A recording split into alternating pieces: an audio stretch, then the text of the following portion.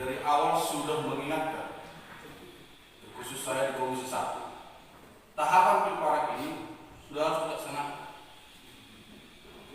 Yang pertama. Jadi kalau saya lihat sekarang masalah pembahasan PAPBD ini seakan-akan DPD ini disandra. Kalau tidak dibahas PAPBD, gagal pilpanak. Yang membuat gagal pilpanak apa? DPRD. Karena apa? Karena tidak dibahas PAPBD. Ini kita seolah-olah tersandra.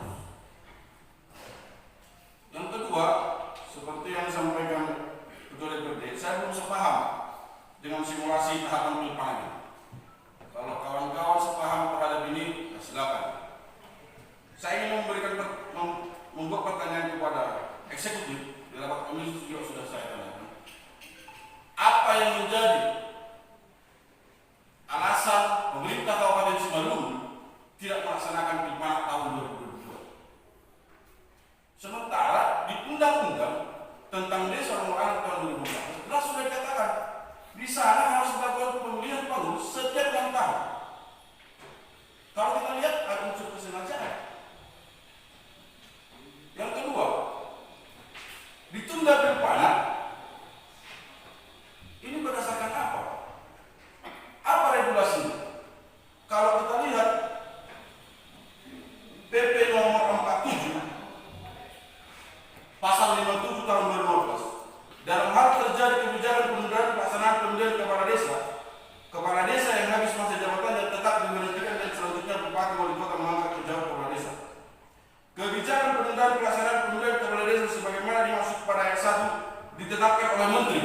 Ada tidak sudah menteri yang mengatakan pilpanak Simalungun akan ditunda? Itu saya tahu sudah ditetapkan. Jadi jangan kita seolah-olah bahwa kita tidak mendukung pilpanak. Kita mendukung. Mau tahun berapa pun dilaksanakan pilpanak ini, kita dukung. Tapi kita berharap kita diyakinkan apa yang menjadi persoalan pilpanak ini ditunda. Kita mau surat resmi dari Bupati Simalungun. Apa alasan pilpanak ini ditunda? Dan mau 20 tahun lagi pun dilaksanakan ini. Yang penting kita resmi. Jangan ada lagi simulasi saja tidak bisa kita lakukan. Bagaimana kita membangun Simalungun ini ke arah yang lebih baik? Yang kedua juga masalah pembahasan KPPS ini tergesa-gesa bukan karena pihak dari DPRD yang terlambat. Dari kemarin juga kita sudah melihat ketika ada pembahasan TAPD dan juga ketua TAPD tidak bertanggung jawab dalam setiap pembahasan. Kehadiran juga minim. Jadi selalu kita membahas sesuatu itu tergesa-gesa. Jadi kayak Pak Gerindra tidak mau dalam pembahasan PAPBD ini tergesa-gesa. Karena itu sudah menjadi kesepakatan kita dalam pimpinan. Apabila tahapan pilpanak belum selesai kita lakukan, ya pembahasan proyek PPS belum bisa kita lanjutkan. Jadi jangan, artinya kesepakatan yang sudah kita bangun jangan kita langgar. Jadi mungkin itu dari saya, tolong dijawab pertanyaan saya. Terima kasih pimpinan. Ketentuan perundang-undangan itu kan mengatur pelaksanaannya semua.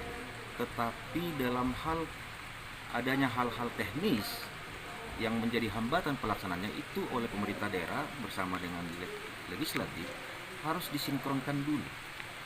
Bisa kita bayangkan di Perda kita disebutkan bahwa calon penghulu itu paling kurang harus berdomisili 1 tahun di Nagori. Tetapi dengan terbitnya peraturan yang baru, syarat itu dihapus. Karena itu sangat fundamental, maka kita sesuaikan dulu peraturan perundang-undangan yang mengaturnya. Nah, dengan demikian maka ada kendala teknis yang kedua, yaitu pembiayaan. Di APBD induk ditampung 1,4 M. Tetapi di sana perencanaannya adalah 1 Nagori 1 TPS. Kemudian berkaitan dengan COVID, ada keluar surat Menteri Dalam Negeri bahwa 1 TPS itu maksimal 500 DPT.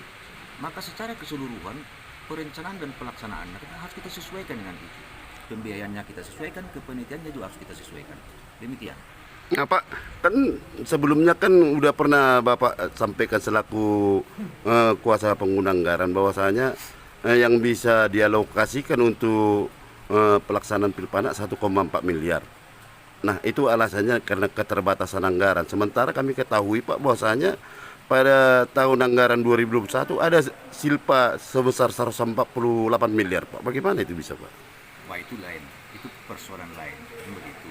Silpa itu kan penata usahaan keuangan secara keseluruhan APBD. Jadi tidak include pembahasannya itu dengan Pilpanak. Karena Pilpanak itu di APBD-nya ditampung 1,4. Berkaitan dengan silpa itu pembahasan secara keseluruhan terhadap penata usaha keuangan di pemerintah daerah. Terus pelaksanaan Pilpanak sebelumnya sesuai dengan tahapan itu karena ada alasan teknis. Alasan teknis itu yang pertama terhadap harmonisasi ketentuan perundang-undangan dulu, yaitu adanya perubahan terhadap syarat calon, pemilu, dan penentuan pemenang. Maka syarat teknis pertama yang kita perbaiki itu adalah perubahan perda, itu sudah kita lakukan. Yang kedua terkait pembiayaan. Nah, untuk itu maka di perubahan PAPBD kita perbaharui pembiayaan itu supaya sesuai dengan kebutuhan yang memang benar-benar panitia butuhkan terhadap pelaksanaan Pilpanak itu supaya dengan baik. Nah, kemudian terhadap ada ide-ide pelaksanaan Pilpanak nanti misalnya digabung yang berakhir 248 digabung dengan yang berakhir 2023, itu ide yang bisa kita bahas selanjutnya kan begitu bersama dengan eksekutif. Jadi hemat kami tidak ada yang dilanggar terhadap belum dilaksanakannya Pilpanak ya kemarin, karena itu semua ada dasar hukumnya sesuai dengan Permendagri maupun yang di atasnya ada undang-undang tentang nagori dan perda kita. Nah, jadi kembali saya tegaskan bahwa pemerintah Kabupaten Simalungun itu berkomitmen untuk melakukan itu, dan kita lakukan dan persiapkan sesuai dengan peraturan perundang-undangan yang berlaku. Terhadap adanya usulan tadi agar kalau masih bisa dimajukan dari bulan Maret ke bulan Februari, itu kan simulasi tahapan yang paling mungkin bisa kita lakukan.